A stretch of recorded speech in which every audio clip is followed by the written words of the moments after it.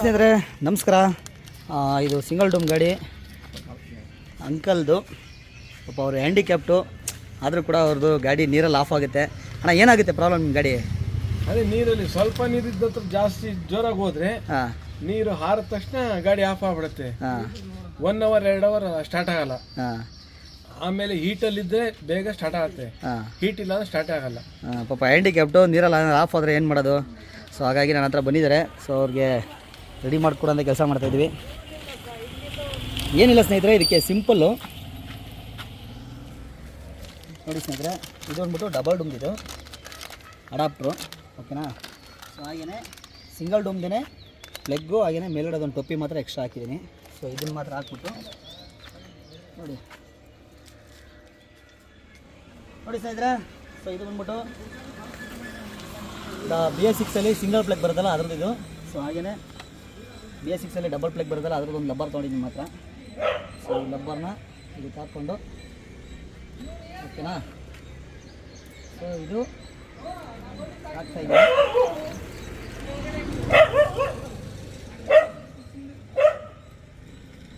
ಓಕೆನಾ. ಸೊ ಈ ಲಬ್ಬರ ಇದಕ್ಕೆ ಹಾಕ್ಬಿಟ್ಟು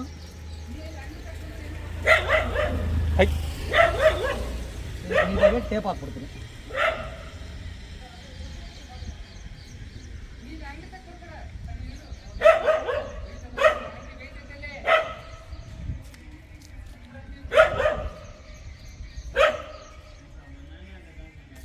ಇದಾದಮೇಲೆ ಸೊ ಹೊಸ ಪ್ಲಗ್ ಟೋಪಿ ಇರುತ್ತಲ್ಲ ಆ ಪ್ಲಗ್ ಹಾಕಬೇಕು.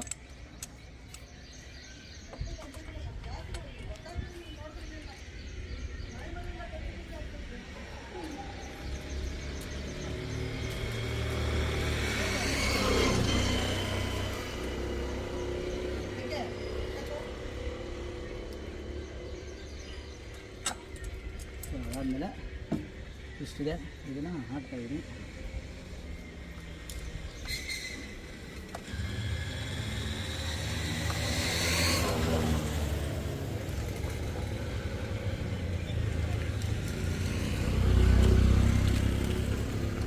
ಖುಷಿ ಸ್ನೇಹಿತರೆ.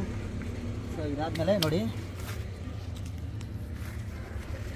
ಇದನ್ನು ಹಾಕಿದ್ದೀನಿ, ಓಕೆನಾ. ಅದಾದಮೇಲೆ ಬಾಟ್ಲಿಕಾಯಲ್ಲಿ ಮೇಲೆ ಇದೆ, ಓಕೆನಾ. ಇಷ್ಟೇ.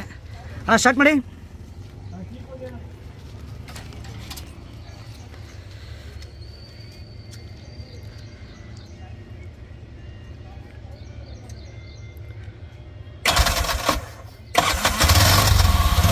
ಸ್ಟಾರ್ಟ್ ಆಗಿದೆ.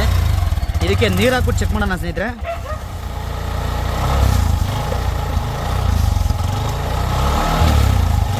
ಆಫ್ ಆಗಿಲ್ಲ ಸ್ನೇಹಿತರೆ,